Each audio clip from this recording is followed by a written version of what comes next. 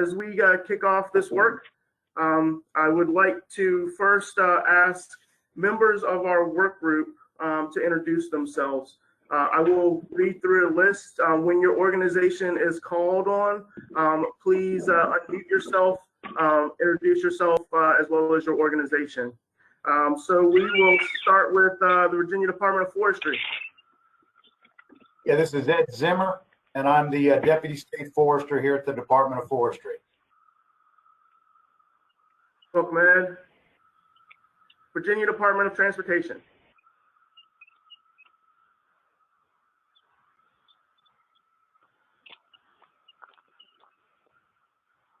We have a rep from Virginia Department of Transportation.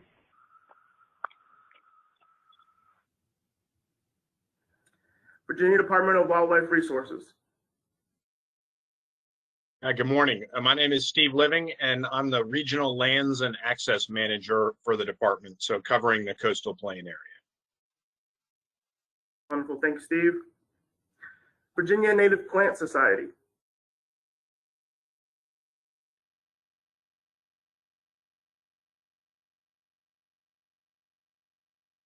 Jim Hurley is having trouble getting in with audio, so I assume he'll join us somewhere along the line. Thank you for that, Rod. We'll maybe circle back around to Jim at the end there. Blue Ridge Prism. I'm not sure that this is Jim. I got a phone connection now. Can you hear me? Yes, I can hear you, Jim. Would you mind introducing Great. yourself? Say again? Would you mind introducing yourself? Just briefly, Jim Hurley with the Blue Ridge Prism.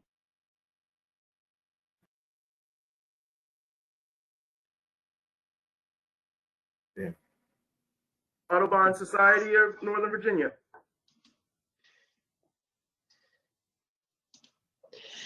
This is Glenda Booth. I'm representing the Audubon Society of Northern Virginia.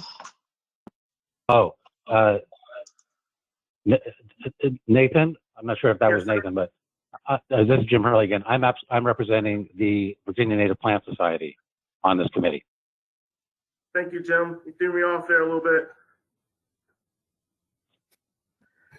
Virginia Nursery and Landscaping Association.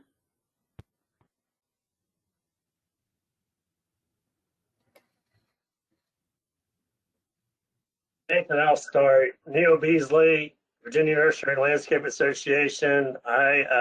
In my role as on the board, as I chair the Virginia Certified Horticulturist program. I'm also a licensed landscape architect in the state of Virginia or Commonwealth of Virginia. I am a certified arborist through the International. I'm a Virginia Certified Horticulturist since I run that program.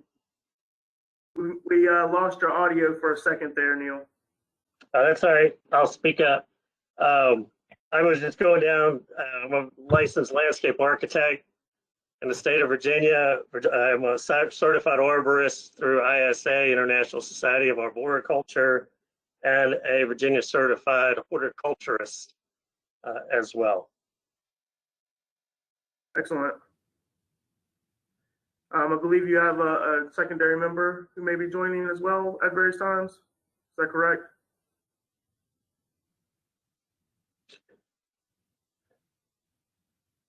Yeah, Jennifer Hughes is online. I'm here. There we go. You care to introduce yourself, Jennifer? Certainly. I'm like Neil. I'm also a certified horticulturist with the state of Virginia. I'm also an ISA certified arborist with a tree risk assessment qualification. Have experience in the municipal arena at the federal level, local level, and currently I am working for a local landscape contractor, but I've also been in sales, so lots of experience. Wonderful. Thank you, Jennifer. Virginia Agribusiness Council. Hey, this is Beck Stanley for the Virginia Agribusiness Council. Thank you, Beck. Virginia Farm Bureau Federation. Hey, good morning. This is Ben Rowe representing Virginia Farm Bureau Governmental Relations staff. Thank you. Virginia chapter of the American Society of Landscape Architects.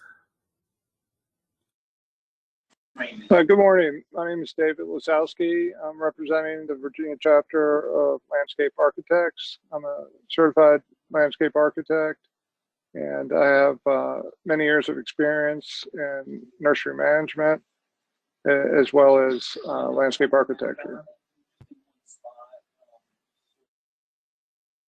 Thank you. Virginia Tech School of Plant and Environmental Science. Hi, good morning. My name is Scott Douglas. I am the director of the Hahn Horticulture Garden. I also teach landscape design in the School of Plant and Environmental Sciences. I'm also a licensed landscape architect. Thank you. Virginia Association of Counties.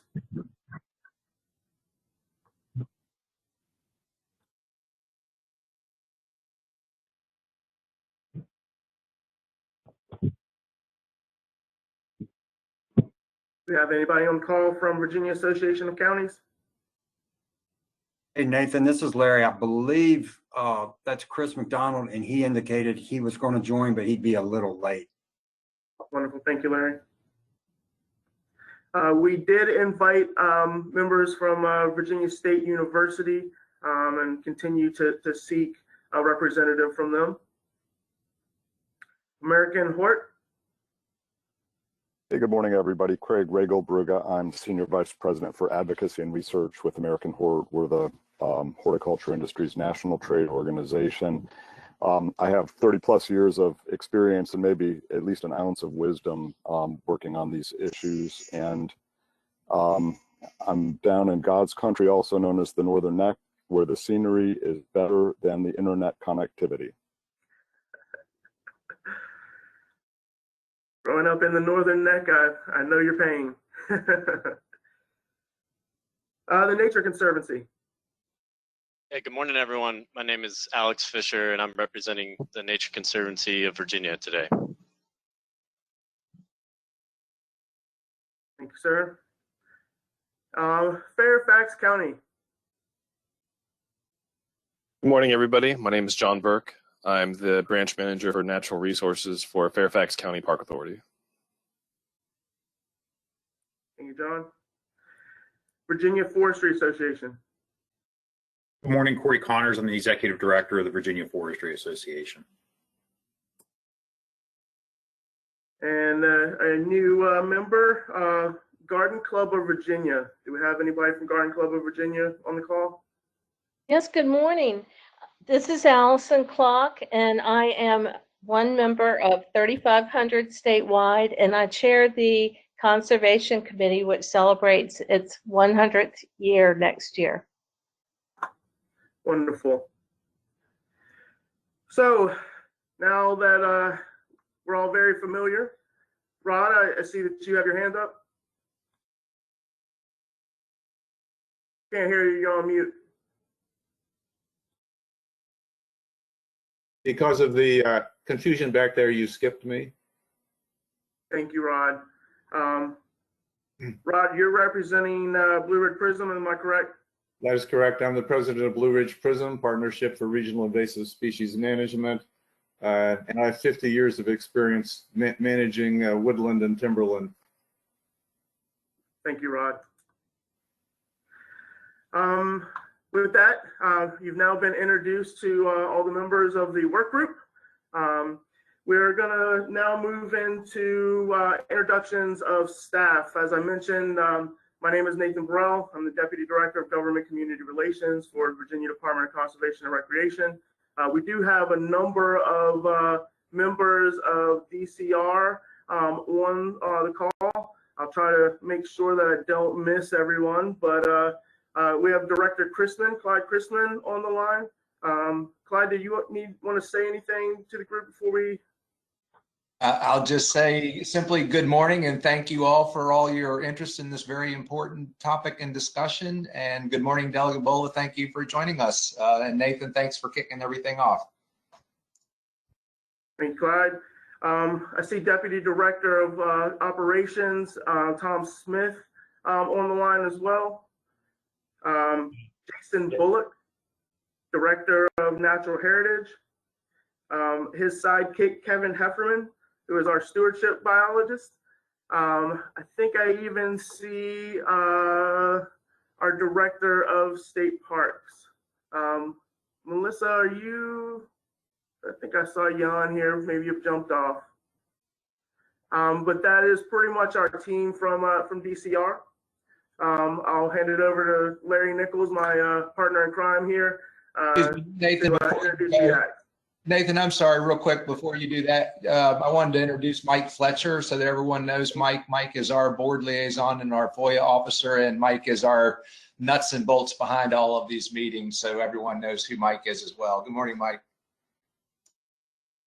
Thank you for that catch, Clyde. I would be remiss without mentioning Mike. Mike really is the one who is helping us make sure all our cats are going in the right direction. So thank you for that, Mike. Shortly hereafter, Delegate Bolova welcomes us. I'll ask Mike to actually give us a briefing on FOIA just so that we're all on the same page.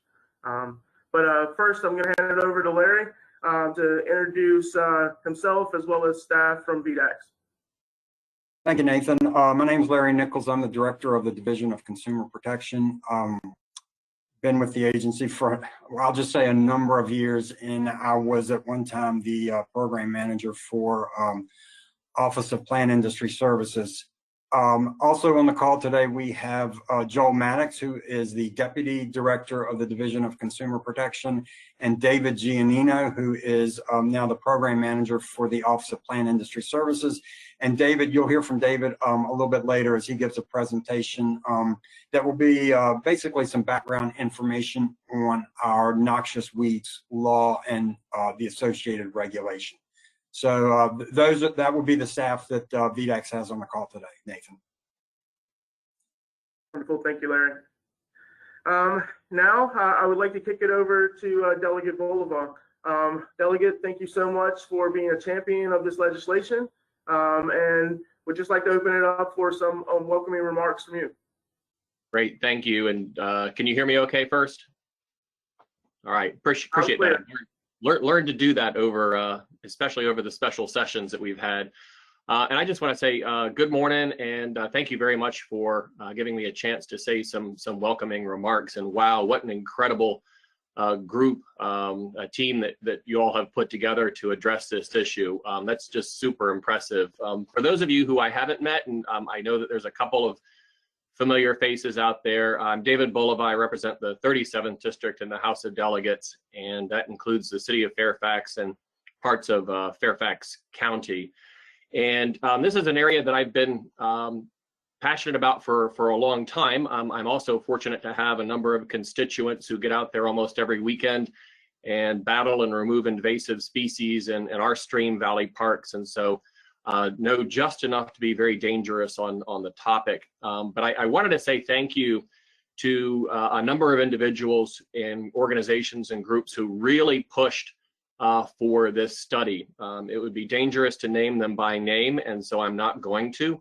But they were really the ones who came back maybe 6 months before the session started and say, hey, we have an opportunity to really pull some groups together and try to come up with some solutions to this problem. And so thank you for advocating to make this happen and for coming down to Richmond and testifying in front of various subcommittees and committees. I also want to thank DCR and VDAX, as well as a number of other state agencies who really left at the opportunity to do this. And so I will mention, calling Clyde Chrisman and was expecting, well, maybe we don't have enough staff to do this, or what about this or that. He was genuinely excited about tackling this topic. And so knowing that we've got so many wonderful state agencies and resources who are willing to go ahead and put their time and talents behind this, I really, really am grateful. I think we're all here because we know that we do have a real problem. It isn't just a Virginia problem. It is a national problem, a global problem, but it's something where the solutions start right here in our own backyards, our own parks, our own stream valley parks. If you take a quick look at, or if you do a quick Google search, you kind of get a sense of how pervasive this is. And I don't think it's something that a lot of people pay a lot of attention to every day, but it really is everywhere. I think the one that gave me a little bit of a smile, just looking at the last month's news feed on invasive species, was a golf course in Reston. And so golf courses, as you all know, aren't exactly beacons of ecological diversity.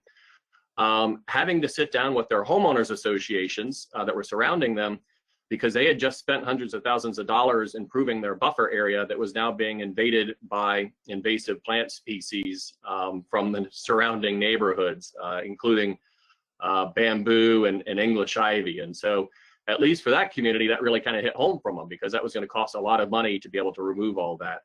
But it is everywhere. I was out doing trash cleanup for Clean the Bay Day last week.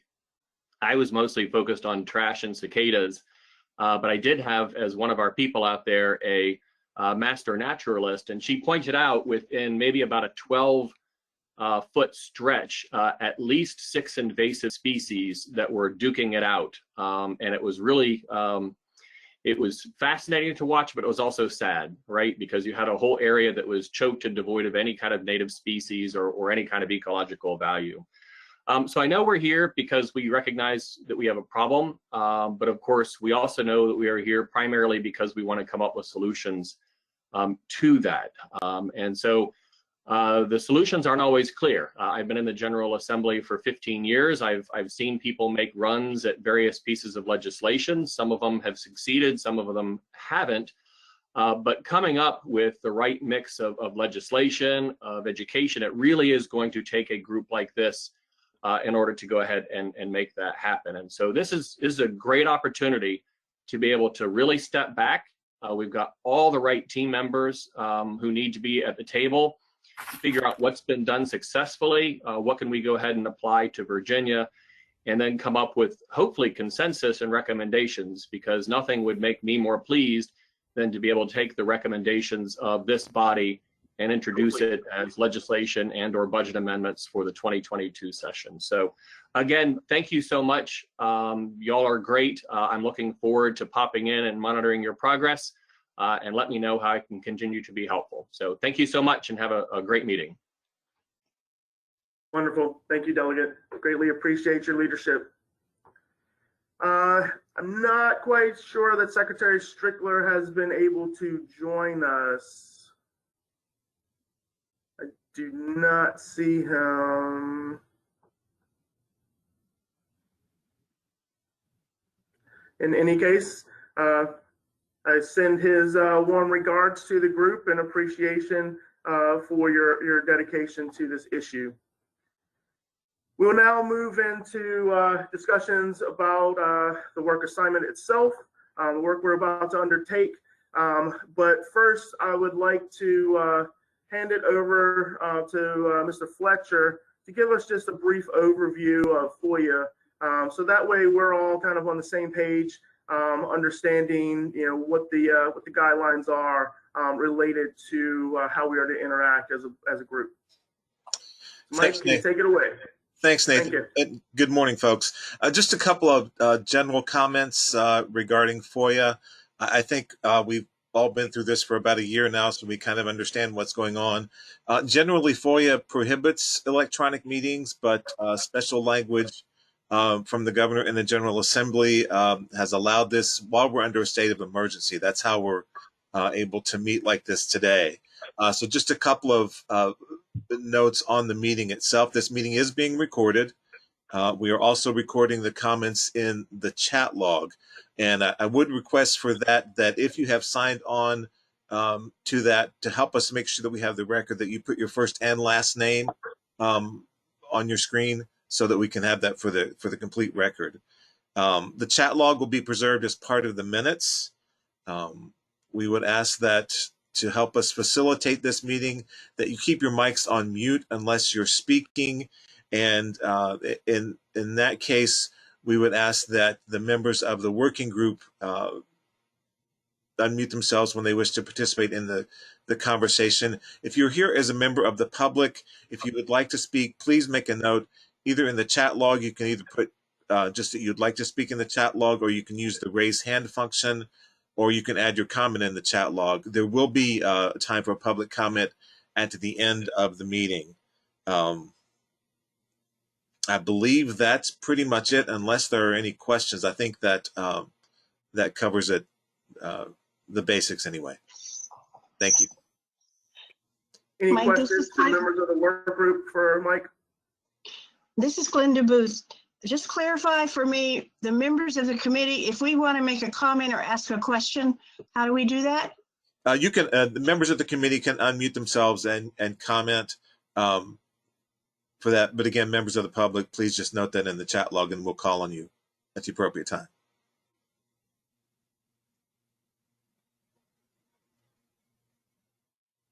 Any other questions for Mr. Fletcher regarding Foia? All right, hearing none. Larry, I want to hand it over to you now, so we can kind of walk through the work assignment, kind of how we're going to progress through this work detail. Okay, Nathan, thank you very much. So the next item on the agenda is called work group assignment for House Joint Resolution 527. You'll actually see that we mistakenly included this twice on the agenda. So it doesn't really matter though in the order, it's basically the same. So what this is just, we thought it would be a good idea just to very quickly go over the main provisions of the resolution so that we're all on the same page. I'm sure everybody has read it, but I thought I would spend just a few minutes going over the key parts of the resolution itself. So basically, in a nutshell, it requires Department of Conservation and Recreation and the Department of Agriculture and Consumer Services to conduct a study, and that study focuses on the sale at retail, landscape, greenhouse, and nursery industries on the sale of invasive plants and measures to reduce or eliminate the sale and use of invasives in the Commonwealth, with a focus on the list of Virginia invasive species maintained by the Department of Conservation and Recreation. And the study is also to focus on promoting sale and use of native plants. So as you see, when we go through the agenda, you're going to see that we tackle the measures that are included in, or recommended measures, I guess you could say, that are in the resolution. And it calls for us to evaluate measures regarding the labeling of plants as invasive species at the point of sale, taxing the sale of invasive plant species, adding invasive plant species currently being offered for sale to the list declared as noxious weeds by the Board of Agriculture and Consumer Services. And this is done through our Noxious Weed Law, which is the Virginia Code 3.2-800. And then, of course, the regulation that goes along with that law. It also is to focus, or we're also to evaluate measures related to education and outreach, including state partnerships with nonprofit organizations dedicated to preservation of Virginia's natural heritage. And then we are also to look at including measures to increase the use of native plants on properties and projects owned by localities in the Commonwealth. So the final item to go over is that basically the study is to take a look at recommendations regarding statutory changes and changes to regulations or guidance documents adopted by relevant agencies, including changes related to the placement of plant species on the noxious weeds list. So once again, I think that goes back to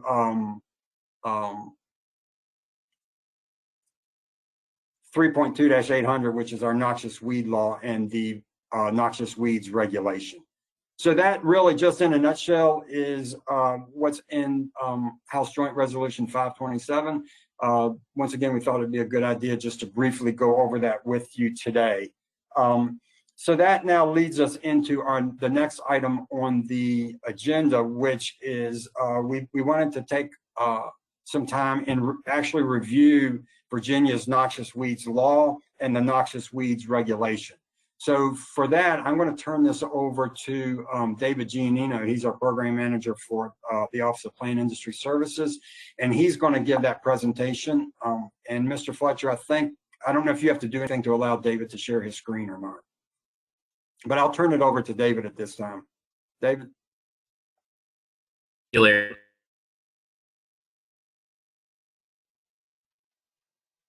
David, you should be able to share your screen now. Perfect. All right, I'm going to click share. Okay. Can everybody see my screen? Thumbs up or a head shake? Perfect. Okay, wonderful. So thank you, Larry. Thank you, Nathan, for the opportunity to come and speak to the work group today. I will be talking just very briefly on some key concepts, primarily touching on the provisions of both the Noxious Weeds Law and the Noxious Weeds Regulation. And as Larry mentioned before, I'm the program manager for the Office of Plant Industry Services, and I work with the committee that is established through both of the law and the regulations. So let's get rolling here. So just briefly, as Larry mentioned, Virginia Code Section 3.2-800 is the Noxious Weeds Law, and throughout that Noxious Weeds Law, I'm just going to review some provisions of the law. And so what the law does is it prohibits the movement of any noxious weed or part thereof or any regulated article into or within the Commonwealth without first obtaining a permit. So it establishes that kind of permit requirement before moving a noxious weed. It established the conditions of issuing permits and what sort of conditions need to be met in order to move that noxious weed.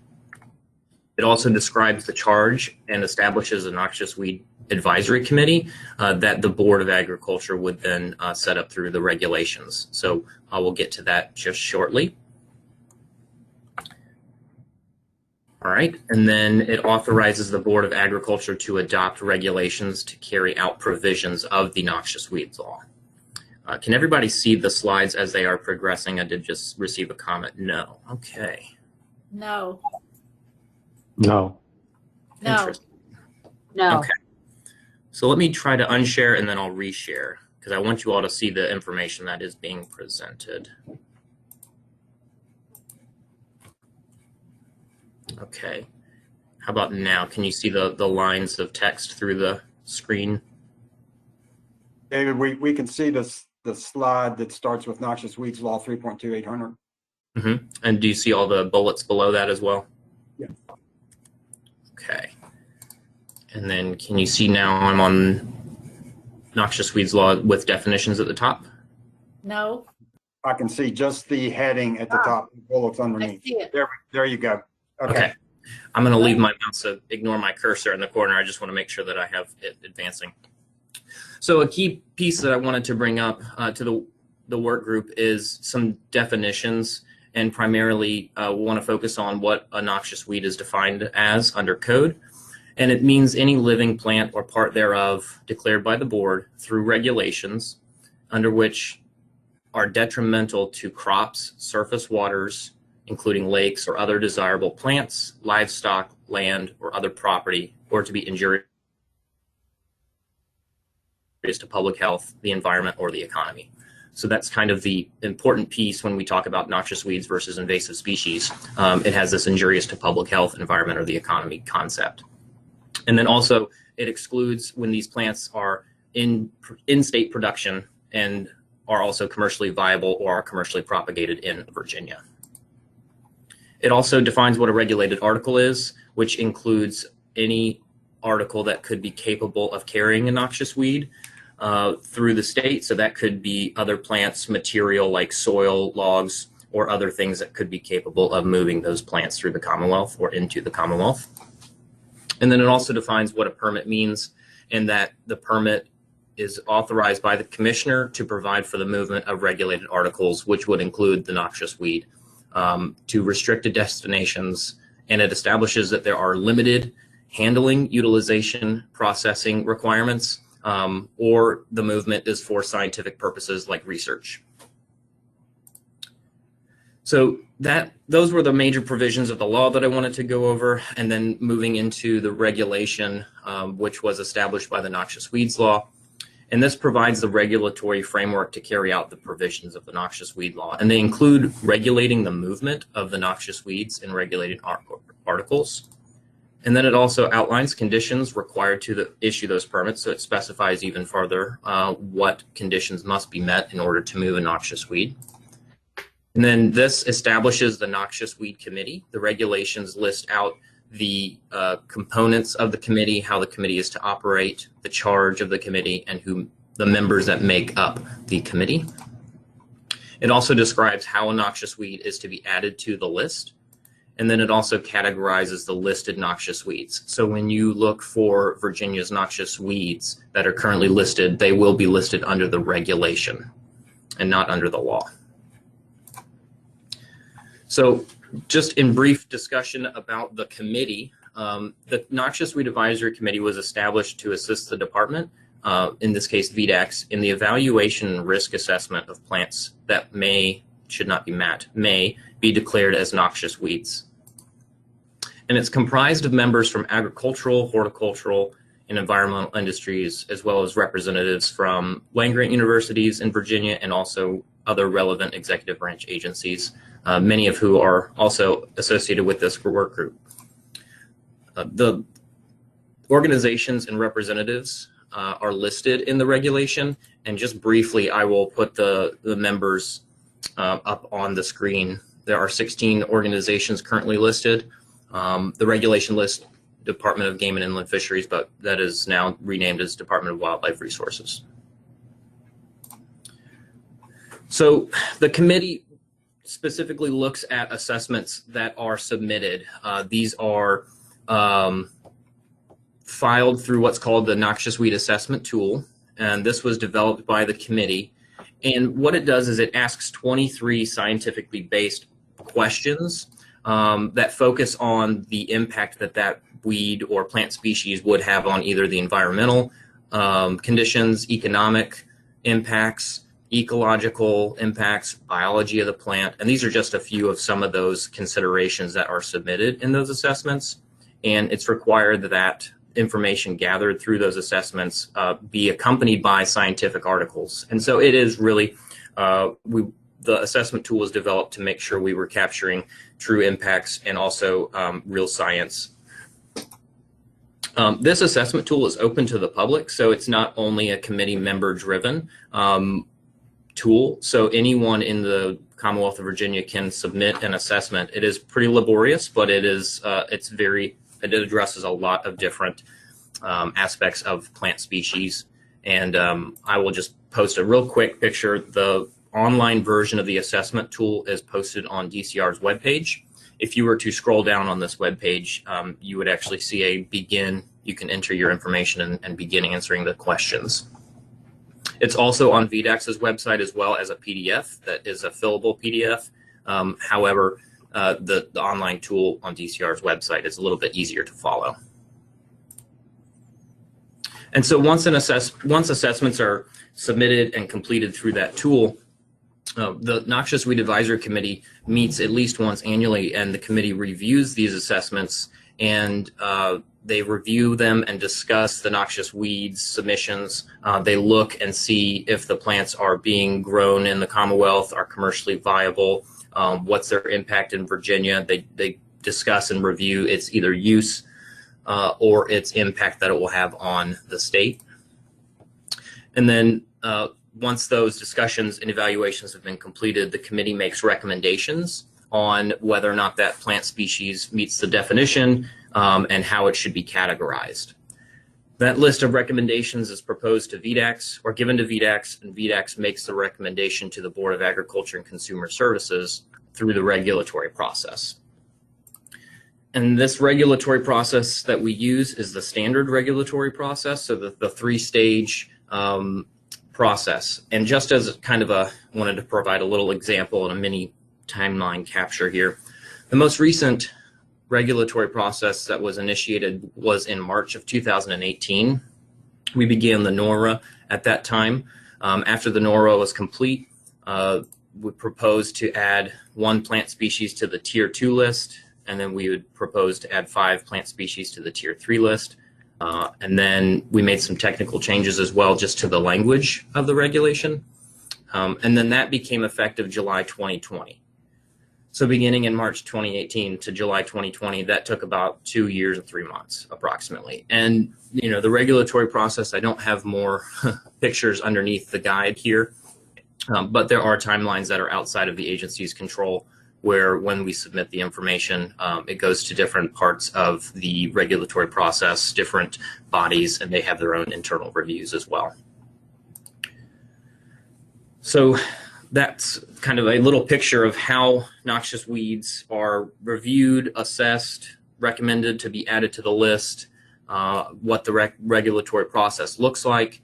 And then I just wanted to briefly talk about what tiers we have on the noxious weeds, in the noxious weeds regulation. There are 3 tiers, 1, 2, and 3. And on tier 1, those are noxious weeds that are not known to be present in the Commonwealth. Tier 2s are any noxious weeds that are present in the Commonwealth and for which successful eradication or suppression activities are feasible. And then tier 3 are noxious weeds that are 1, present in the Commonwealth, 2, whose spread may be slowed by restrictions of its movement, and 3, but eradication and suppression is not feasible. So those would be very widespread plants, plants at which, you know, if you were to put out either treatments or removals or biocontrols, it would not affect its, you would not make an eradication or suppression impact. And lastly, I just wanted to throw up the current list of noxious weeds on the screen so the work group members could see. Currently, I believe we have 3, so we have 3 tier 1 plants, we have 6 tier 2s, and 5 tier 3 plants. And so those would be listed under the regulation. And I believe that's really all I had and wanted to make sure I shared with the work group. So if there are questions, Larry, I don't know if we want to handle questions at this time, but I'd be happy to answer any if there are any.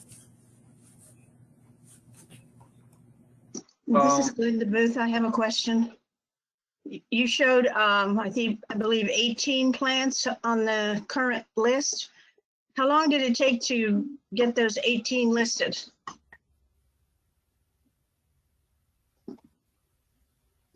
Let me unmute myself here. It's a good question. So we had 6 plants that were added to the list at that most recent regulatory process, and the others, correct me if I'm wrong, Larry, but I believe those were added when the regulation was established.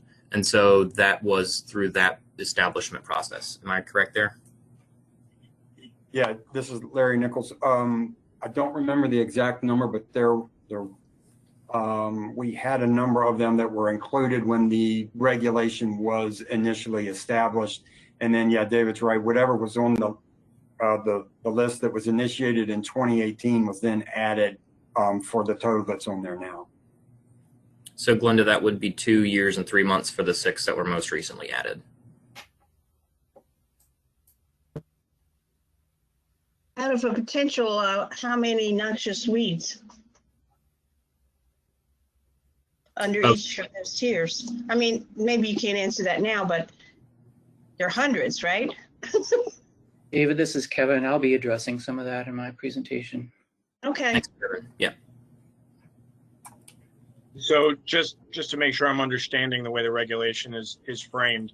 So any one of these noxious weeds, if a viable commercial market were to exist within the state and it could be produced within the state, they would there be exempt from that regulation? So are you asking if there is a business that's currently growing something like this on the list, that they can't grow this? Is that what you're asking?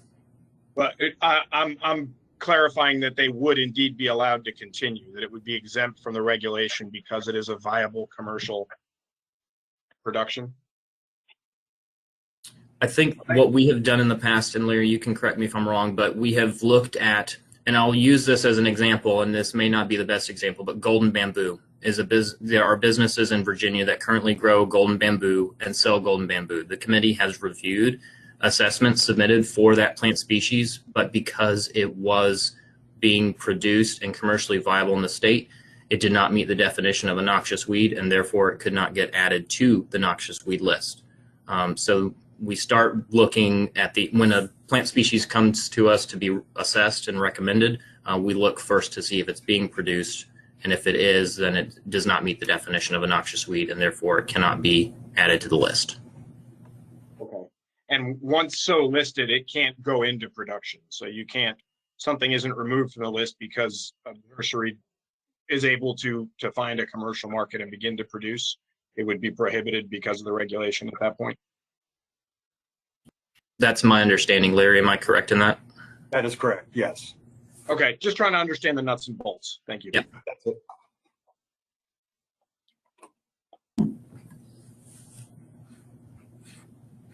Any other questions?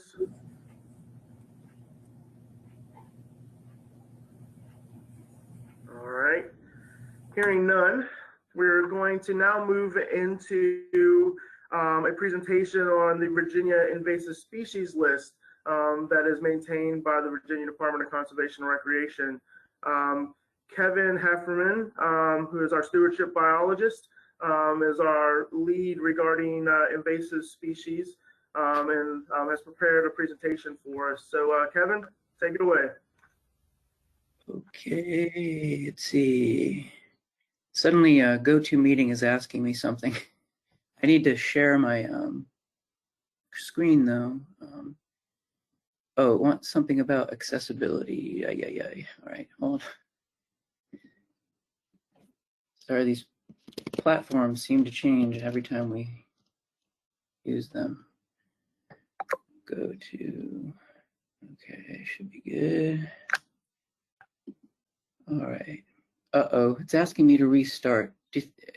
Mike, can you just go ahead and see if I can share my screen? Yeah, you should be. I made you the presenter, so you should be able to share. All right, I'm not. Where do I see that? Or how do I? Oh, I see. Yeah.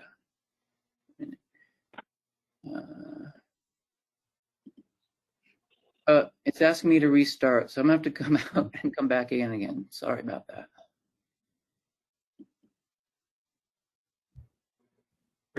Hey, Kevin, are you rebooting your computer or are you restarting GoToMeeting? Yeah, if I may, I have a question while he's doing that. Back to David Giannino. With regard to the definitions of tiers 1, 2, and 3, if one wanted to change the definitions of the tiers and or add one, is that a change to the regulations or a change to the law? That's a good question, and it would need to be a change in the regulation, because in the regulation that is where the tiers are defined.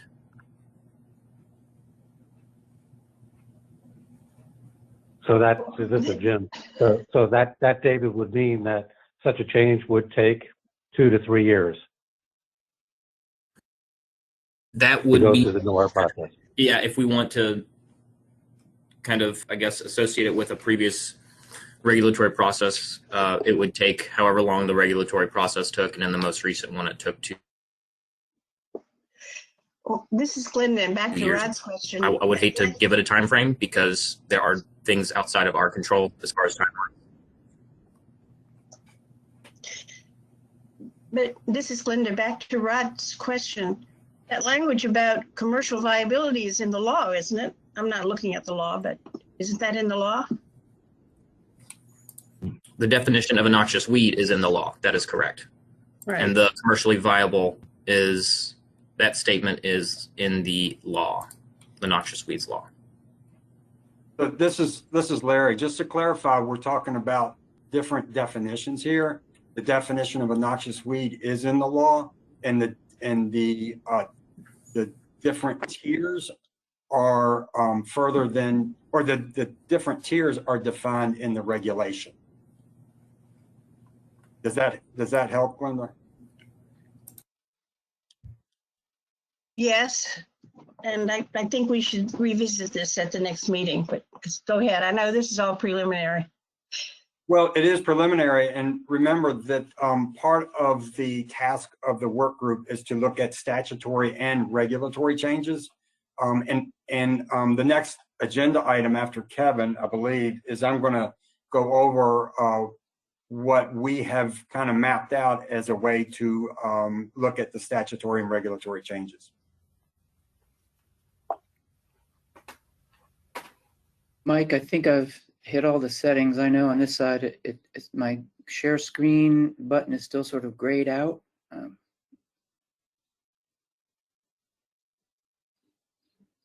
Okay, here we go. Great. All right. Can you see it? Yes. Yes. And you can clearly hear me. Okay, great. Yes. All right. Well, good morning, everyone. Thank you, Nathan and Larry, for leading this meeting. Thank you for everyone who's here and interested in this topic. I consider you all colleagues and collaborators. I have a very lot of material to cover here in a very short time, so feel free at any point after this meeting to reach out to me if you have questions, concerns, or a conversation. I would love to hear everybody's perspective, but of course we're not going to have time for that. I am a stewardship biologist for Department of Conservation and Recreation, Division of Natural Heritage. I've been there almost 30 years now, and started as an intern there writing fact sheets on invasive species. So I have a long history with this issue, and could say more, but I'm going to try to keep it on time. So our question today is, basically, I think the question this committee wants to know, work group wants to know, is how do species get on the DCR invasive plant list? Unlike the VDAX list, the noxious weed list, which is a regulatory list, the DCR list is not a regulatory list. It's an educational tool primarily. Let's see, how do I change my slides? All right, here's a glimpse of the list. So again, it's not regulatory, it's educational. This list includes right now 90 species, and it ranks them by invasiveness. I'll go into definitions of all this as we go through here. But how does a species get on this list? Let's say, so I'm going to kind of walk you through it from a grassroots level. Let's say my wife returns from Great Big Greenhouse, which she's made many trips to this past year, and has a new plant. She's like, check out this new plant. And my first response is usually, yeah, that is a cool plant. Thank you for bringing that home. Then my next question usually is, I wonder if this plant is invasive. And so we're going to walk through the questions we ask and how we get to an answer. This plant clearly has got color interest, architectural interest. It looks vigorous. It clearly pots well. Be a good commercial species, but is it invasive? That's what I think about. And I wish I had had a slide right here to show my great-grandfather's truck about 100 years ago. It said Heffernan and Son Nursery. I don't want the nursery folks to feel that I'm one-sided here. It's going to sound like it, but I love plants. So many of these all these species interest me on many levels. So we should talk about our definition of invasive species. And the definition we use comes from the feds. It comes from Executive Order 13312, signed in 1999. Invasive species are introduced species that cause or have the potential to cause ecological or economic harm or harm to humans. A key word here is introduced by humans, intentionally or accidentally. And we all know both of those things happen. This is a scene I saw yesterday in one of our natural area preserves. This is a Chinese privet growing above a nice bed of wavy leaf grass. One was introduced intentionally, one was introduced accidentally. Here they are happily contending or maybe even harmonizing.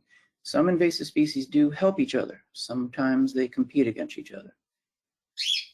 So how do we get to our list? Again, we use a tool. It's a risk assessment tool developed by Nature Conservancy, then later scientists who are part of NatureServe, and many partners. DCR, myself, and Rick Myers were part of early kind of workshopping teams that worked through developing this assessment process. It was later published, 2008. in the Invasive Plant Science and Management Journal, which is published by the Weed Science Society of America. So this is a science-driven tool and has a lot of vetting behind it. But next, I want to give a little bit of context to this whole issue so we can think more fully about the task before us, which is huge. 400,000. There are 400,000 species at best estimates of plant species on Earth. That's just plant species. In North America, our current flora lists around 18,000 species, right, just in North America. And that's species living wild and free, reproducing beyond the bounds of cultivation. These are not species that are, cultivated in greenhouses or often, farmed and gardened. But these are the ones that escape cultivation or somehow get released into the wild and reproduce just fine on their own. All of these species are that. All of these species are wild. Some are naturalized. I'll get to that. 30,000 species have been introduced to North America over the last, plant species introduced to North America over the past 400 years. 30,000. That's about 75 new species a year if you divide it evenly across 400 years, which I don't think it really happened that way, but just to give you an idea.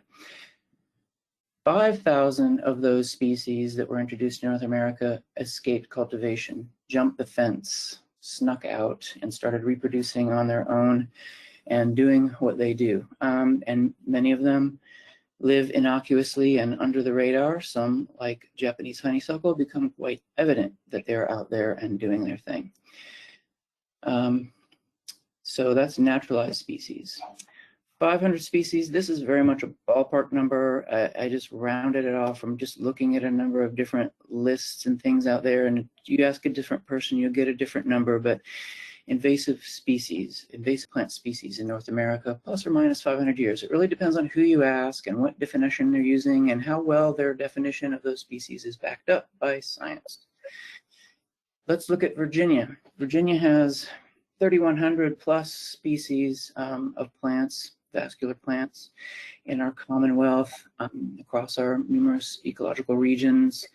And there's probably even more current number in the soon-to-be published second edition of the Flora of Virginia. 600 of these species are introduced. 600 of these species came here since the time of John Smith and Company at Jamestown. And on the invasive plant species list, we have 90 species, a mere 90 species. So that's a little bit of context of these numbers. Let's talk a little bit about the plant risk assessment protocol that we use. As I said, it was developed by nature-served scientists and partners, and it was developed to be scalable and used for a specific state or region or the whole nation or the whole continent, any specified region, and you tweak it for that purpose. It's basically a set of multiple choice questions that have weighted responses that then lead to a score, which gives you a ranking, an invasiveness ranking. The process creates a record of the various sources of information that go into that ranking score. When I inherited this list, we did not have a clear-cut, spelled-out process. This assessment tool had not been developed. Mostly what we did and many other states did was just convene, committees of experts and rely on expert opinion was the primary means of developing a list and giving a species a label of invasive. And different states had different levels of rigor, but many were just lists like that, asking people's field staff and researchers and land managers, what's a problem for you? And so now with this, we have this more defined process. And so to get to the I rank, this process takes us through a number of categories of information, and the ranks reflect a species' impact on their ability to alter ecosystem processes, invade undisturbed natural areas, cause substantial impacts on rare or vulnerable species, and be widely distributed or generally abundant or present, and disperse readily to new areas, and resist control. So I want to say right here also the DCR list has a focus primarily on natural areas, conservation areas, our wild and free landscape more than it does yards, gardens, agricultural landscapes. So it's really as easy as this. You just follow this and you're there. And if you think this is complicated, you should have seen the sticky notes on the wall before I boiled it down to this. But I'm not going to walk through each of these boxes here, but there is a map, and this is, this slideshow can be shared, and I do have an unpublished document that kind of spells out how we did this, and some of these things are shareable. But out of this flow chart, the main thing I want to point out is at the top, the very most important thing is first to get a species ID verified and then check some basic sources. And then right here in the lower center, I can't get my cursor, but anyway, the lower center, these gray boxes, these are the key questions. Does Virginia have suitable habitat?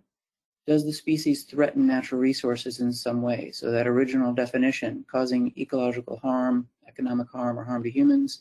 Our focus is more on the ecological harm. Not that those others don't mean something, but this is our focus as an agency. Then, can the species be eradicated? That's an important question. And then, depending on that answer to that, we would consider a species something that we simply have to manage and mitigate over time, or maybe we try to rally other agencies and partners to get the species eradicated if it's a early detection and relatively rare on the landscape. So components of the risk assessment then, there's kind of 4 primary areas, and then beginning with some 2 screening questions that help you decide whether or not to carry on with the protocol risk assessment. So we look at ecological impacts, current distribution and abundance, trends in distribution and abundance, and management difficulty. And so just briefly, under these 4 areas, ecological impact, we look at things like ecosystem processes, like fire interval return, hydrological flow, soil chemistry. We look at community structure, community composition, impacts on individual species by this species under investigation, and conservation significance of the species, natural areas, and natural communities impacted by such a species. This lovely image, which is probably where when you first look at it, you might think I'd rather be there now than listening to this, but it's a lovely scene in Back Bay. And it's lovely until you begin to understand that everything there that's not a tree or shrub is Phragmites australis. And that was a species that was not in Back Bay when I was born in 1961. It was not present. And in the past 60 years, and really in the past 30 years, it has gone from 0 to 60% of Back Bay, and it affects all these levels of ecological impact. It affects ecological processes by changing hydrologic flows, it changes the fire regime, it changes the soil structure, and it changes community structure by adding a layer over top marsh sun-loving species that are, it is much taller than, so it adds a new architectural layer over those species, choking them out, stealing all the sunshine. And on and on. This is a picture not far from where I live, autumn olive overtopping and adding a new architectural layer to native plants that were in the right-of-way, but autumn olive, an introduced species, doing what it does, sending out these climber branches, overtopping these species, adding a new structural layer. It also, the species changes soil chemistry. It nitrifies the soil through symbiotic root nodules with cyanobacteria. So these are the kinds of things we look at under that category. I could go on and on. Really, any one of these slides I could spend an hour on, and I'm sorry, I'm probably going to go over time, but I think this is fundamental to the questions you all are looking to answer, so I'll go on until I'm choked off. Current distribution and abundance, just where is it now, and what proportion of its range does it seem to have impacts? What proportion of the range is there still further habitat that could be invaded? Tree of Heaven has clearly found its place everywhere in Virginia. It could probably find more if we gave it the opportunity, but it continues to roll out across. So this would be one source we would look at. Digital Atlas of the Virginia Flora, other documented science-driven sources of information for this data too, but these are primary ones I use. Beech vitex, only in one county. It is listed as a noxious weed, and that range would indicate maybe it's not a threat until you know that it is in many other states occupying or invading, a very rare type of habitat. So that's something we also take into consideration, how much of a specific kind of habitat is a species invading. Then we try to look at trend in distribution and abundance of a species in the region of interest, and then try to figure out, and a lot of this is consulting with various field staff and other sources of information, but this is one of the harder ones I think we find to get filled in, but these are questions we ask ourselves and do our best to document our sources of information as we work through the protocol. Similar habitats invaded elsewhere, that's often a key indicator of an invasive species. If it's invasive somewhere, like Australia or somewhere in Europe, it's got a good chance of being invasive here. For example, a new one that's got a new trend going is Italian Arum, a beautiful species. I would love to have this in my backyard, but I'm not recommending it myself. I'm getting more and more reports, anecdotal reports through our website of discoveries of this plant. So this is a trend to be watching. The last category we look at in the assessment is management difficulty. Just things like general management difficulty, and I'll say a minute about what we mean by management generally. How much time will it take to control or eradicate a species? What the impacts of that control may be on native plants and natural communities, and the accessibility of areas invaded. As you saw with the Phragmites, some invasive species can get into areas that are very difficult to get management staff into and do feasible management, unless you've got helicopters. So management includes a wild range, as wide as you can imagine, from hand pulling to engaging heavy equipment and aerial aircraft and modern chemicals to control invasive plants. So it's a whole range of things when we talk about management, and all of those come into factor when we do an assessment. This is an assessment score sheet. We use a spreadsheet to work our way through and keep track of our answers and calculate the score at the end. I'm not going to belabor this and make you squint at this too much. We can share examples of this if you'd like. So how did we get to the list again of 90? How did I even begin to start? Of the 400,000 species on Earth, where do I begin? Where I began was with the list I inherited, which had 109 species on it in 2012. So we began a database, created a database with all those species. Then we added species from other state lists in the Mid-Atlantic region. And I didn't look at or care whether or not they had a scientifically driven process behind it. I just went on the very naive assumption it's on their list because it seems to be a concern. So I added that in to the list of potential species to assess. Also looked at some federal lists, like regional exotic plant management teams keep lists of species that they are concerned about, and other sources, including EDMAPS, the Early Detection and Distribution Mapping System. That's an online database managed by University of Georgia and other partners, including federal partners. Also looked at NatureServe, which had done taken their tool and assessed 400 species in the early O's, and which we made great use of in doing our assessments. And then recommendations from field staff and other sources. So I'm on, for example, one list, Mid-Atlantic Invasive Plant Committee or something, their listserv. I watch that, and when something starts popping up, I look on my database and see, is this something I've heard of before? And if not, I put it in there just to track its interest. So results of the undertaking we did in 2013 to fully implement the invasive plant assessment tool on the list that we had and the other species that seem to indicate are worth assessing and figuring out whether or not they should be on our list. At the end of that process, we were left with 90 species on the list from our 109. So 31 species came off, partly from narrowing our focus to natural areas, naturalistic areas, parks and the like, and not so much what I call ditch weeds or disturbance weeds that heavily rely on human, regular human impacts. You know, so a lot of our lawn weeds rely on us to keep them alive. So we're not focused so much on those.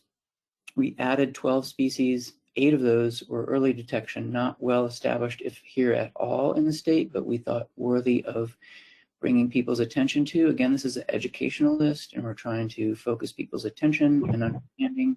It takes a very long time to get people interested in one thing, let alone 90 or 400,000. 6 species increased ranked, 4 species decreased in rank. 38 species are ranked high, 36 species medium, and 16 are low. In early detection were species or kind of either not yet present or not yet widely established. And I should have mentioned earlier here, I'm hoping in the next year to review the entire list and put everything through assessment again, or review the assessments and all the current data and come up with a new list, not all new, but I mean reviewing it and seeing what should be on, what should be off, or what should change status. Some of our early detection species are now well established. For example, wave grass. Pose demonstrated threat to ecological or economic values, our basic definition. So there were 10 early detection species on the 2013 list. So astonishingly, I did not take 3 hours for that, but that is how we got to this list of 90 species. Thank you very much for your attention. Any questions? Hey, Kevin, this is Jim, and this is really for the whole group. I wanted to say a little bit more about myself by way of introduction and representing the NPS Native Plant Society. I've been doing this work for about 20 years, and for the last 6 years or so, I've been on the Noxious Weed Advisory Committee. And I've done probably 15 to 20 of these weed risk assessments for the Noxious Weed Committee. Rod Walker also sits on that committee and has done a number of those himself. And we have been trying to move plants from the invasive species list to the noxious weed list. And we have viewed the 90 species that Kevin has done weed risk assessments for and ended up on the invasive species list. We have looked at all of them as candidates for noxious weed status in the state. Just wanted to let everybody know that. Thanks. Yes, thank you, Jim. And yeah, some of our colleagues here now share in my pain and understand how intimate you become with these species as you work through assessments. And it is, as David said, laborious. And this assessment basically was the template we used on the noxious weed steering committee to develop the, or advisory committee to develop the noxious weed assessment. And that was a tremendous process to have all kinds of state level and stakeholder input as we tweaked the original invasive plant tool into the noxious weed assessment. And now many more people have a familiarity with this. I do want to add to Jim, that this list has been a starting point for us. We do have to knock out almost half the species, though, in that they are in the commercial trade. So those species ultimately cannot, as the law currently states, end up on the noxious weed list in Virginia. Thanks for saying that, Kevin. And I would say that is one of the reasons why we are here in this big study committee conversation. So this is Glinda. Can I ask a question? Yes, go ahead, Glinda. And perhaps this should be directed to Clyde Chrisman. I don't know if he's still on, but has the department ever, when you started out, Kevin, and thank you very much, that was a very helpful presentation and very informative.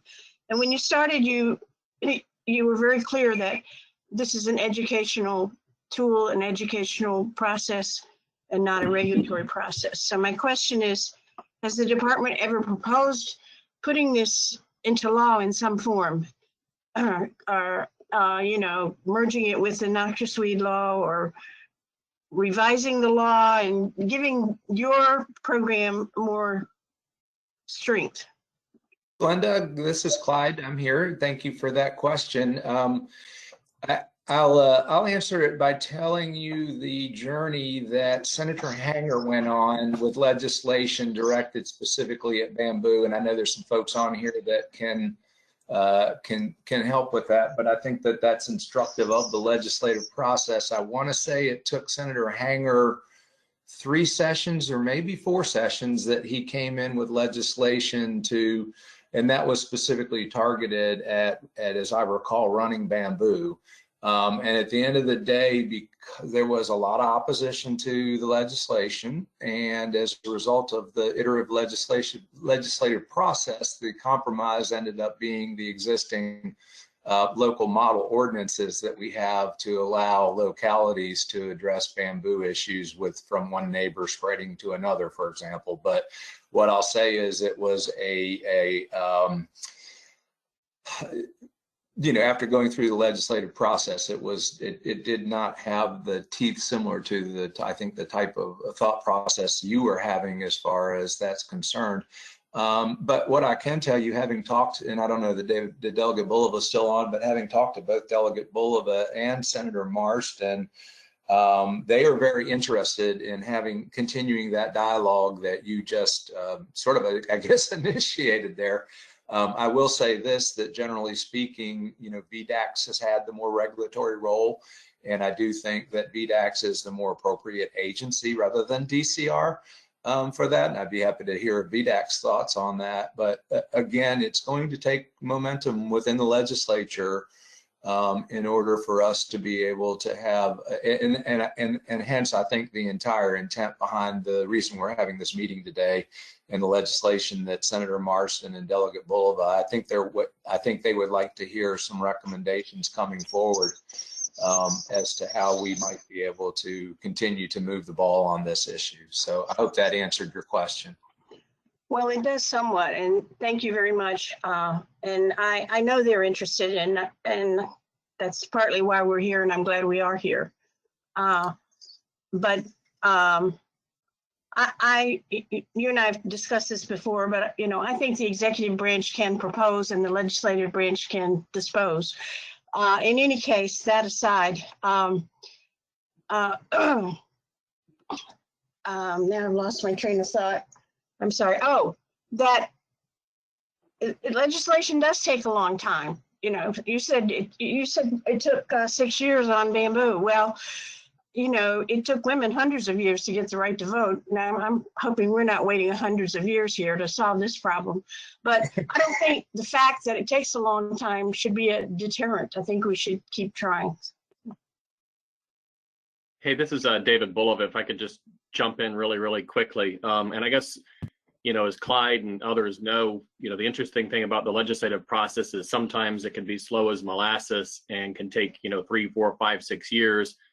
And then other times it can move at lightning fast speed. And it's a matter of what kind of upfront work you have, what are the dynamics that are going on in the General Assembly at that particular time. So I think the most important part of all this is that past legislative efforts have kind of died from a death of 1,000 cuts, which is that I don't think we've run into many people who say that invasive species aren't a problem. It's coming up with a plan that enough people can agree on in order to be able to get enough consensus and momentum in the General Assembly. And so that's why I think this process is particularly important, because it does give that time to be able to focus our energy on what it is that we can introduce that can have consensus and move forward. So, again, individual pieces have been put out there. They've had lots of discussion, some of them controversial, but that's the purpose of this group, is to try to be able to come up with some consensus about how we move forward on that. Do we have any other questions of Kevin or Clyde or Delegate Boulevard at this point?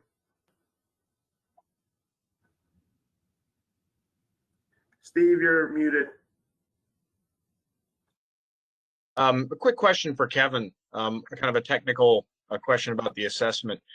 Moving forward, is there any thought of trying to incorporate future conditions when looking at the potential invasiveness, much like we do modeling for sea level rise, when we look at impacts to infrastructure or natural areas?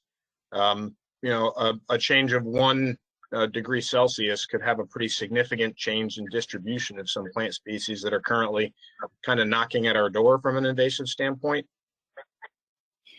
Yeah, that's a great question. And I have not yet figured out a way to do that, or haven't seen a model. Part of what we do, looking at trends of species, that kind of captures that in a way. And some of those really, I think almost all, except maybe giant hogweed on our early detection species, are invasive, already established further south. And those are all species, and partly why they're on the list is they have a good chance of marching north as things warm. So that's partly how we capture that at this point. I'm sure because more people are thinking about this, as we review the assessment and review the list, we may find ways of capturing that better. But right now it's kind of just looking at the trend. For example, one that seems to be coming towards us faster than I would have guessed would be large flowered primrose. It's starting to pop up in the state. And when we first put it on the list there, it wasn't recorded here. So, but it's very spotty right now, and it's still not it may not be able to survive winters at this point. But anyway, there's ways of capturing it, and right now we don't have it clearly stated like climate as part of this assessment. I did want to add one other thing to what I said here. This presentation back to that 30,000 species introduced.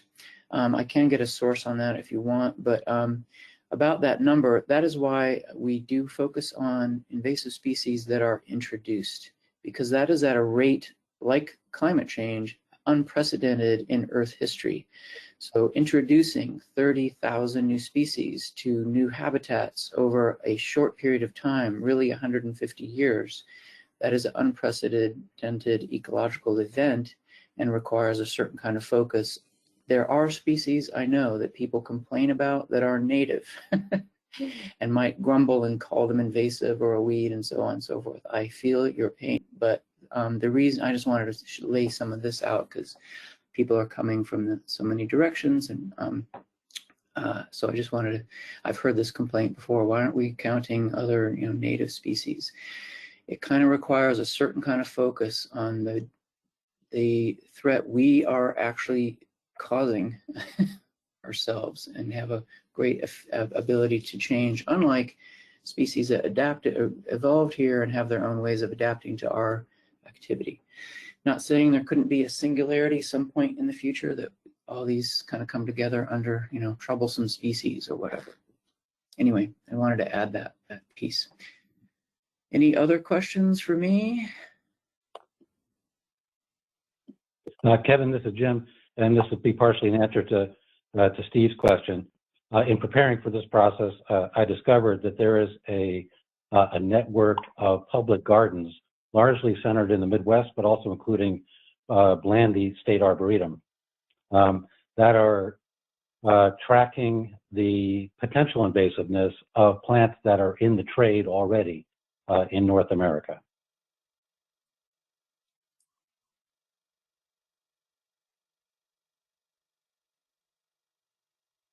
Do we have any other questions at this point? We will make sure that both of these presentations they're being recorded as a part of this meeting, as well as we will send the two presentations out to the working group. Nathan, I'm sorry. This is Glenda. I have one other broader question. Go ahead, Glenda. And I don't know if this seems to me the appropriate time, but you know, the department prepared a Virginia invasive species management plan in 2018. And I believe that was pursuant to some state legislation at that time.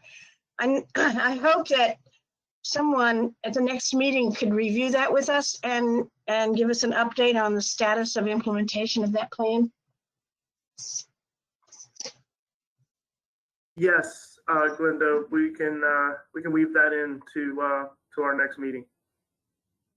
Thank you. Any other questions? All right, hearing none, I'm going to hand it over to Larry to give an overview of how we kind of envision the rest of the meeting flowing, not just this meeting, but subsequent meetings. So Larry? Okay, thank you, Nathan. Mike, if you can let me share my screen, please. Also wanted to thank David and Kevin for their presentations. I think it just laid the groundwork and gave us the ability to get the next necessary background information.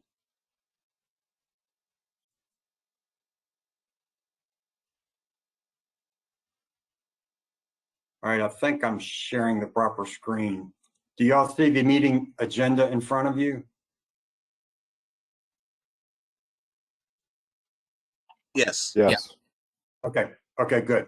So what I'm going to do now is just and Nathan mentioned that I'm going to be going over this, but I think actually Nathan and I are going to kind of tag team on this as we go through just the meeting overview. And this is sort of to lay out the outline of how we envision the meeting going and addressing all of the issues that need to be addressed in the resolution itself.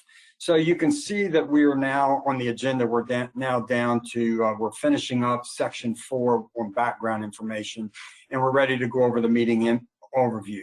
So what you have, and we're still planning to cover this today, is number 5 on the agenda. It's called option 1, no statutory changes. So what we're going to do with this is we're going to open it up to discussion on how we address the issue of invasive species relative to the requirements of 527. So how do we do that if we make no statutory changes? So if we make no statutory changes, then that also really means no changes to the regulation as well, except that as we go forward, we could continue to add noxious weeds to the noxious weeds list under the current provisions of the Noxious Weed Law, or in particular under the current definition of a noxious weed. So if we make no statutory changes, then what do we do to reduce, mitigate, and eliminate the continued sale of invasive species through labeling recommendations, tax recommendations, adding invasive species to the current noxious weeds list, education and outreach, and increasing the use of native plants on state or local properties? So we would go through each one of those bulleted items and say, for instance, what could we do with regard to labeling if there are no changes? What are some ideas that we have there? So then as we get through, as we complete option 1, then we're going to move on to option 2, which will be at our next meeting. And here you can see option 2, and it's the same except that we have extensive statutory changes.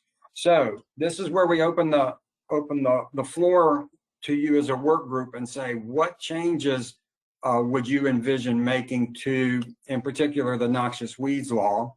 And then we would once again go down to that next bullet, which is, and then we evaluate the measures to reduce, mitigate, and eliminate the continued sale of invasive species in Virginia related to labeling, taxing, adding to the noxious weeds list, etc. Then we go to option 3. And option 3 is now, we call it a modified statutory change, or is there some sort of modification between options 1, where no statutory changes, and 2, extensive statutory changes? So is there some middle ground that we could find that would then get to where we want to go? And then but once again, we would evaluate those modified changes related to the evaluation of measures to reduce, mitigate, and eliminate the continued sale of invasive plant species in Virginia. And we would touch on those 5 bulleted items that you see there. Now, along the way, if we come up with something that doesn't really fit there, it's an idea that we think warrants discussion, but it doesn't really fit under these 3 options, it's going to go to section 8, which is additional measures to reduce, mitigate, and eliminate the sale of invasive plant species. So I bring this up now just to say, if you have an idea, you can either put it off to the side and bring it up when we get to 8, or you can throw it out at any point, and we might say, okay, it doesn't really seem to fit here, but we're going to bring it up later in the discussion when we get to section 8. And then number 9 would be additional measures to promote the sale and use of native plants. So we have an agenda item there where we focus really right on that. And then the last section is work group recommendations. So after we've finished all of our discussions, we come to a point where now we want to see if the work group itself can come to a consensus and with regard to recommendations going forward. So I think it's important that we keep in mind that we may not achieve consensus, and that's okay. If we don't, we're just going to, the study is going to come up with a report that reflects the different opinions which were expressed during our discussion. And so that is sort of the way we've outlined this. Every meeting we plan to have a public comment period. We will reserve at least 15 minutes for public comment at the end. So for today, we're at 11:30 already. Finishing up. I'll be right back. We're at 11:30 already, so the public comment period I'm sure we won't get through option 1 here today. So the public comment period will start at 11:45 today. And then we will, like I was saying, we're going to make sure that we have a public comment period at every meeting. Our goal also is to, once we finish the work group meetings, prepare the report. And then our intention here is to send this out to the work group members again and have them review the report that's written before it goes forward to the General Assembly. So with that, Nathan, did I forget anything that we wanted to cover? I think you covered it pretty well there, Larry. You know, I think it's also just important to note that, you know, we're not cherry picking recommendations. We're here to hear from the work group what the recommendations are. We will lay them out.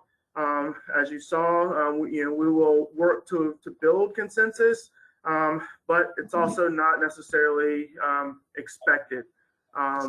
But we will identify areas where there is consensus while recording all recommendations made by the work group. So that's, I think, a pretty critical point that we should all understand. Nathan, can I just jump in real quick for a minute? Absolutely, Clyde. I apologize because I've got to jump off to an 11:30 meeting. But one observation, Larry, thank you very much. I like the way you laid out these options. And I guess this would be a subset of, evaluating measures to reduce, mitigate, and eliminate. But one of the other things that I would throw out here that I think could be part of options 1, 2, or 3, but I would think it's important enough that we add it as a standalone item, and that is establishing a funding source. I get inquiries all the time from landowners that are looking for money, to help eradicate invasives on their properties. And so I think that it just sort of turns to the issue of budget. And so, all of these items could be enhanced. Any of these options would certainly be enhanced by having some significant funding available to be able to, whether that be a grant program specifically through one of the agencies to help landowners, or whatever. But I think that a significant budget piece is something we've been sorely lacking. Kevin showed a picture of the helicopter. I mean, we did a little bit of aerial spraying for Phragmites, but we had enough money to probably barely make a dent. So I just wanted to leave you with that thought. And again, thank you all for joining us today. I apologize. I'm going to jump onto my 11:30 meeting, but look forward to hearing the rest of this. So thank you. Thank you, Director Chrisman. Larry and Nathan. Yes. There's Jim again. This is an additional point to the agenda. I was going to mention earlier that the resolution is more on the question of increase the use or the issue of increasing the use of native plants in the state. It's broader than increasing the use of native plants on state or local properties. So if you look at the text of the resolution itself, the last piece of the last resolve, or the resolved clause, is to eliminate the sale and use of invasive plant species in the Commonwealth and promote the sale and use of native plants. So that's more generally in the Commonwealth than simply on state agency properties. And I think that dovetails a bit with the remark that the recommendation that Clyde just made too. Those two would be related. Funding source and perhaps state programs and budget for eradication and control. So I think that would be good to broaden that fifth bullet that you've got in all three options. Well, I would offer, and Clyde can correct me or others, I think sometimes that's looking at the state agencies and our conservation lands as demonstration areas and the state engaging in best practices. I agree, it shouldn't be limited to those. Most of our acreage is private, and we're not going to move the needle unless we engage private landowners as well. That's right. So I would recommend that be broadened. Yeah, there is definitely a value to those state properties because often they're a very high conservation value. And again, they do provide kind of a laboratory to show the public what works. Absolutely as well. Yeah, and I would just say that the agenda, I did a copy and paste, but then I didn't include the entire text just for the purpose of keeping the agenda somewhat condensed, knowing full well that I was pretty confident that everybody had already read the resolution itself. Yeah. And these are all. I just bring that up.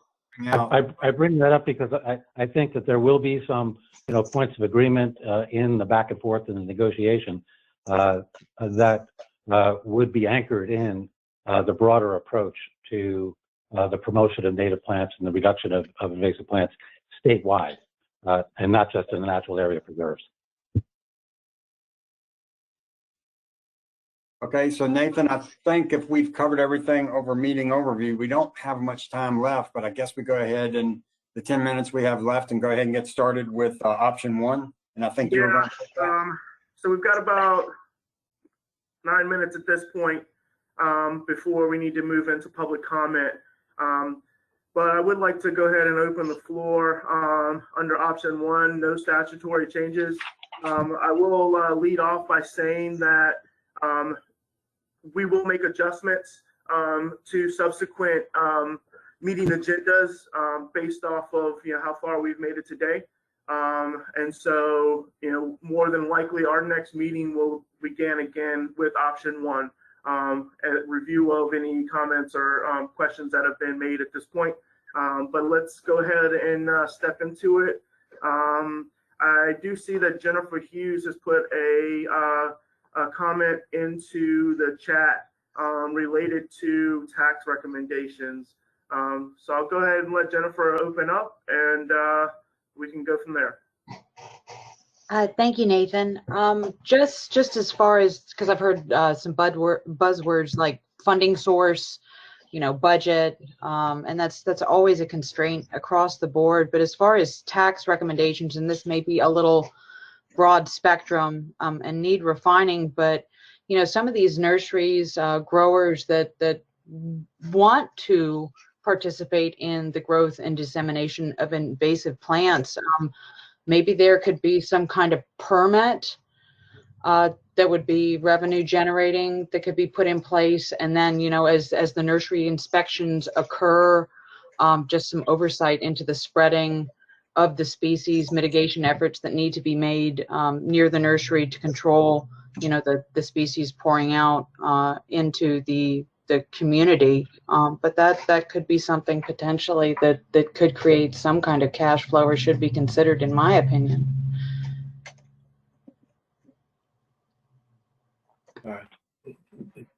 Nathan, just a point of clarification here. When we say no statutory changes, are we specifically talking about no statutory changes to the Noxious Weeds Law, or any statutory changes of any kind? We are specifically speaking of the Noxious Weed Law and regulations related to them.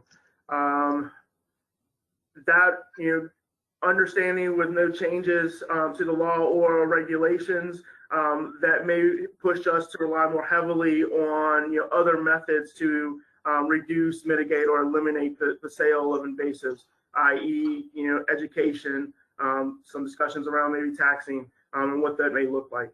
And so as we progress through this, you'll see that we really are dealing with kind of the elephant in the room on either side. No changes to the Noxious Weed Law or regulations. All changes to the Noxious Weed Law and regulations on the other side that incorporate our invasive species list. And then moving towards options that are in the middle. Where is this middle ground between everything's on it, nothing's on it? And so that's how we look to progress through our work group. Yeah, my other suggestion would be under option 1, there's 5 topics here. Yeah, when we get to it, I would suggest that you take each topic one at a time and keep some organization to it, as opposed to jumping around through all 5 topics.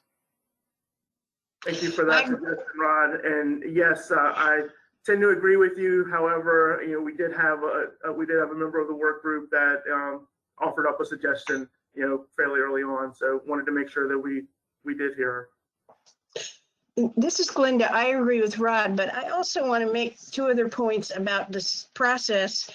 And I think we need to move to the public comment. And thank you very much for scheduling public comment. And I hope we do that for every meeting. But in this structure, I mean, I'll live with it, but there are a couple of things about it.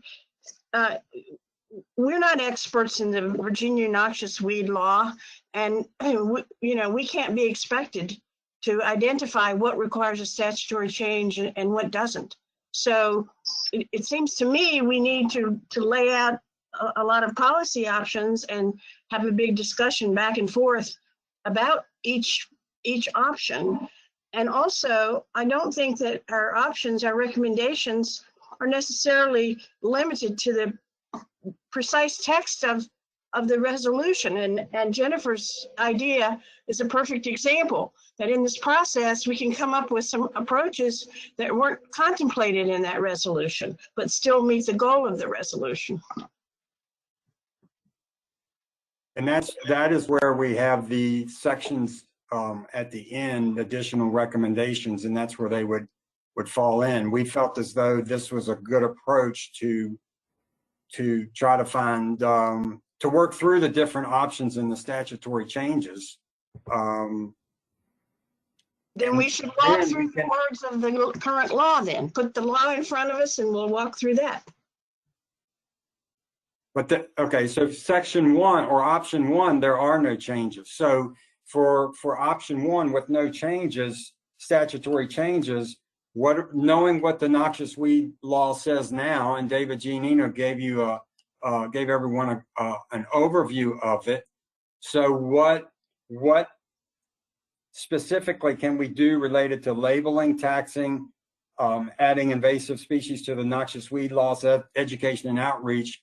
What are the options that we think are viable options if there are no changes? And that's why we wanted to start with no changes first, and then we can dive into what the technical aspects of the law at option 2. And I think some of the members of the group that are also members of the Noxious Weeds Advisory Committee are familiar with the Noxious Weeds Law, and they can provide some good guidance to us as well as far as changes that have been discussed by the Noxious Weeds Advisory Committee that may be needed. We also do have staff experts that will be a part of these meetings. So if there are more specific or directed questions related to a specific law or the way that a list is used, we will be able to have them chime in. Yeah, and I would also say, excuse me, Nathan, one more thing, and that is, this is just a general outline that we thought we would use to start. There will be plenty of opportunity to discuss other options as they come up that are put forward by members of the work group. We're not going to not allow something just simply because it doesn't fit into the agenda that's out there before you today. So Nathan, not to cut things off, but we are at 9:45 right now. Yeah, being a minute out from public comment, it's probably best that we go ahead and move into public comment at this point. It is 11:44. We will pick back up. Option 1 is where we will start with at our next meeting. We will update our meeting agenda as well as send that out to the work group, and we'll talk about at the end here when our next meeting is. So let's go ahead and move into public comment. I believe we have 6 people who would like to speak. That gives us about 2.5 minutes per person. Let's start with Luke Peters. Luke, you still on the line? Hi, everyone. Can you hear me? You're a little muffled, but yes. Okay. Well, I'm going to try and talk quick because I want to hear what Nancy has to say as well. I'm Luke Peters. I'm speaking as a private citizen who's been in the native plant space for a while, and I have a small native plant landscaping concern. A couple of items. We want to respect people's personal property rights and their ability to, plant whatever they think is pretty on their land. However, environment is one of the textbook areas where government has a role to step in and help maintain that complex social contract. And I don't think information campaigns are going to be enough. The people who don't already know don't care. And that goes for nurseries as well. They're either completely oblivious or, showing slight moral turpitude in not having any signs or warnings or anything about invasive plants, which is a shame because all these invasives very often have one-to-one economic substitutes. And it's not even like chocolate milk versus strawberry milk.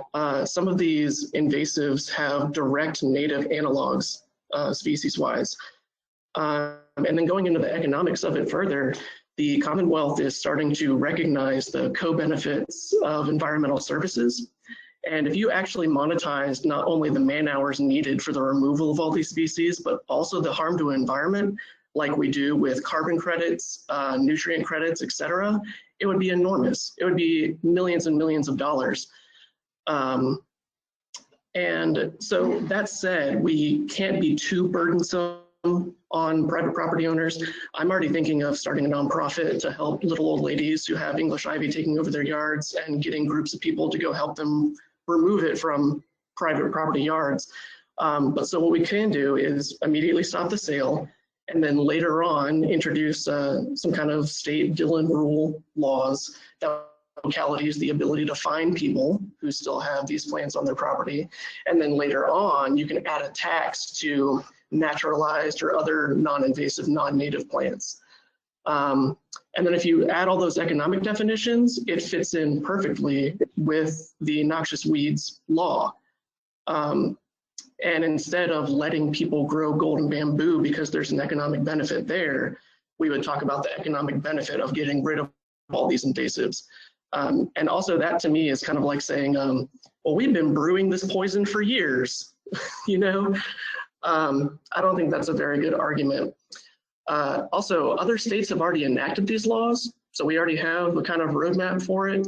And I think we should just do something, or else soon we'll have nothing but English ivy and cockroaches and starlings. We won't have any biodiversity left in the state.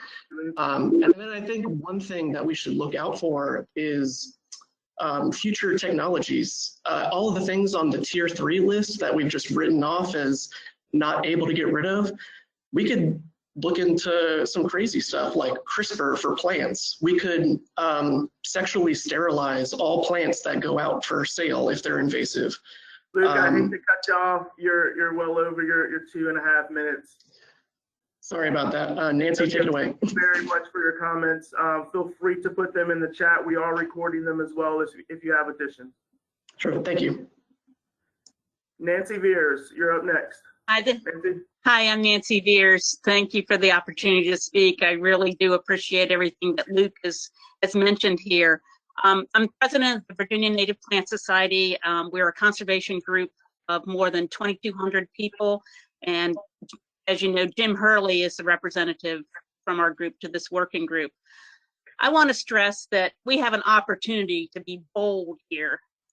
We all know that invasive species cause significant environmental harm here in our beautiful Commonwealth and across the whole nation. Other states have taken actions. They've taken significant actions to combat their invasive species problem and have stopped the sale or limited the sale of certain species. We can review their successes and failures and develop a strategy that can work for us here in Virginia. I urge you all on this committee, and I think it's a great committee, and I'm so happy that the General Assembly created this committee. Thank you, David Bulova and Dave Marsden. But I urge everyone to think broadly, creatively, with open minds. Think beyond what is in the statutes right now. And I wish you good luck. Thank you. Thank you, Nancy. Lauren Taylor, you're up next. Hi, most of my questions have been answered. I'm going to cede my time because I think that the upcoming agenda will answer the remainder of my questions, but I would just like to echo what Nancy said. I'm really grateful to see that this working group is here and what you're doing, and I look forward to the results. Thank you. Thank you, Lauren. Susan Gitlin, you're up next. Hi, good morning. Yes, thank you. Hi. I am a landowner in Rockbridge County, and I have been studying and addressing invasive plants for, I don't know, at least 15 years, and addressing them on my own property, but also professionally in green building standards. But the DCR list of invasive plants is at the center of HJR 527. but I don't think that the resolution suggests that we also consider ways to improve the DCR list in order to make it a better educational tool and to make it a better basis for regulation. And my sincere gratitude to Kevin Heffernan for the improvements to the list over the years, but with limited resources, Kevin can only do so much. But that's dated. It's from 2014, and with changing environmental conditions, people planting with invasive plants on an ongoing basis, and scientists and citizen scientists collecting data, a list like this becomes dated, out of date very quickly. So I'm wondering how we can update the list on a more regular basis. Also, the ranking of the plants from high to low quickly becomes out of date for the same reasons. And that low to high ranking system is confusing to the public because it suggests that something with a low ranking means that a plant is of low risk to the environment, which is just not true. It's just low in comparison to those ranked medium or high. It's still environmentally harmful. I mean, just because someone is a murderer but not a serial killer doesn't mean that we don't pursue them to bring them to justice and stop them from murdering, do we? So, and then finally, at least for the time being, the approach that DCR uses to assess invasiveness is different than that used by neighboring states. I think we do have a good approach, but so do they. And they have identified plants in states to our north, to our south, to our west, that we do not include on Virginia's list, and that just doesn't make sense. And so this leads to discrepancies in control management and public education. So I think we could also be looking at discrepancies in those lists and means of fixing or at least addressing them. So whatever the outcome for this work group regarding reducing the sale of invasive plants, which I wholeheartedly support, I recommend that this work group address the gaps in the underlying information used by the state and the public. And this necessitates a review of potential improvements to the plant listing process. Thank you. Thank you, Susan. Paige Thacker, you're up. Hi there. My name is Paige Thacker. I'm a Hokie horticulture graduate and also spent 11 years working in a wholesale ground cover and perennial nursery, producing some of the plants that might be discussed by this group. I was invited by Nancy Beers to this meeting, and I really appreciate the opportunity to be part of this. I now work with Virginia Cooperative Extension, specifically in Prince William, but I'd like to offer that Virginia Cooperative Extension and specifically extension specialists at Virginia Tech and Virginia State Universities, as well as our boots on the ground horticulture agents working in urban areas, training and supervising hundreds of master gardener volunteers, master naturalists, and working closely with the green industry and with homeowners that it could assist this work group with delivering the education and outreach strategies that you determine and help carry out the goals of this group. So thank you for allowing me to be a part of this. And if you're interested in somehow including cooperative extension in helping you meet your goals, we'd appreciate the opportunity to work together. Thanks. Thank you, Paige. Dan Holmes, you're up next. Hi, Dan Holmes. I'm Director of State Policy for the Piedmont Environmental Council, and thank you for this opportunity to comment. We were very supportive of the legislation and are pleased that the working group has begun. Understand that the task before you is rather large, but just wanted to add a couple of comments to the speakers that went before me. One, I wanted to echo what Ms. Gitlin was saying about the need for routine updates and reviews of our invasive species list and ways that incorporating ways that the public can be involved in those conversations.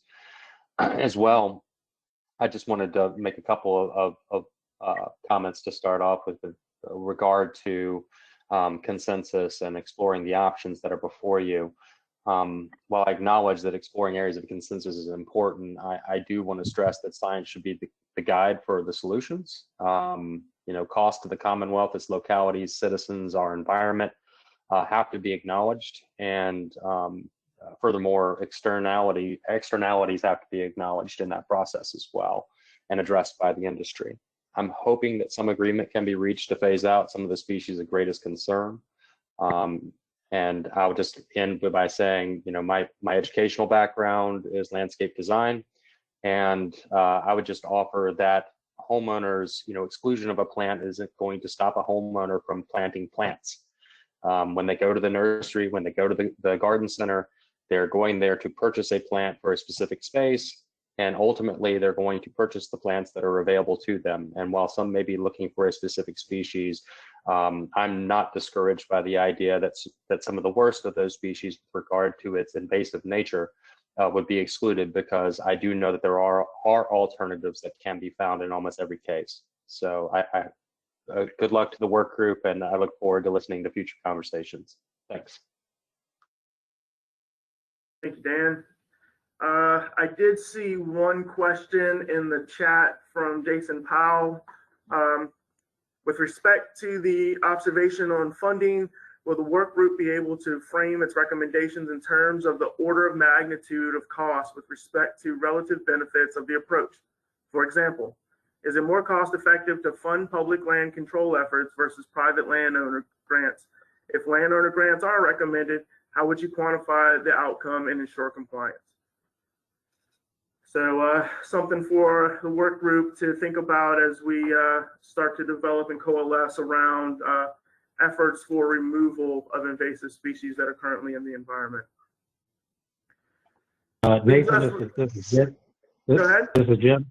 Just a brief answer to that question, just to say that we in the Blue Ridge Prism, I'm also a member of the Blue Ridge Prism along with Rod, we have strong experience in landowner grant programs. Having run a $650,000 program through NRCS, its EQIP Environmental Quality Incentives Program, incenting private landowners to do the work on their properties. Great, thank you. Anybody else that would like to make a comment before we wrap up? Hey, Nathan, this is Larry. We still need to go over the next meeting date, and I was wondering if Delegate Bolova also wanted to make any closing remarks. Larry, this is Glenda. I'll defer to Delegate Bolova, but I do want to get a clarification on a process question. So I'll do it now or after Delegate Bolova.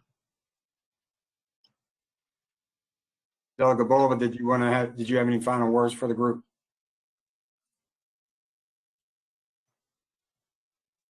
Okay, Glenda, we'll go back to you. Okay, thank you. Yesterday, Nathan sent out a list of the members of this committee. And then at the beginning of this committee, he announced two that were not on yesterday's list, I believe. And you correct me. One is Virginia Forestry Association and one was Garden Clubs of Virginia. So am I correct that you have added two, and do you plan to add any more? The Virginia Forestry Commission, when I sent that list out, somehow they had gotten blocked within the Excel sheet. They were on the original sheet that were sent out and were corrected. The Garden Club of Virginia is a new addition, and at this moment we don't have any goals of adding additional members. We did ask work group members, though, if they needed or would like to have an alternative, that they could do so.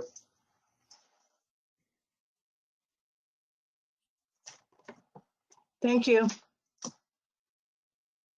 Our next meeting is scheduled for July 14th. Same time, same great place, 10 to 12. We will be updating the agenda for the second meeting, and we'll be sharing that out with the work group along with the two presentations that were given today. Thank you all for all of your thought power, your time. This is going to be a tremendous lift, and so we definitely appreciate you all being engaged. Thank you to David and Kevin for your wonderful presentations. And Larry, I'll hand it to you for any other closing remarks. Thanks, Nathan. No, I think we have it. We've covered everything that we didn't quite cover everything we wanted to today, but it is a good start. I'll echo Nathan's comments regarding just thanking everybody for their participation today. And we look forward to our next meeting on July 14th. So thanks everyone and have a great day. And thank you guys for running this session. This is wonderful. Appreciate it. Thank you all. See y'all next month.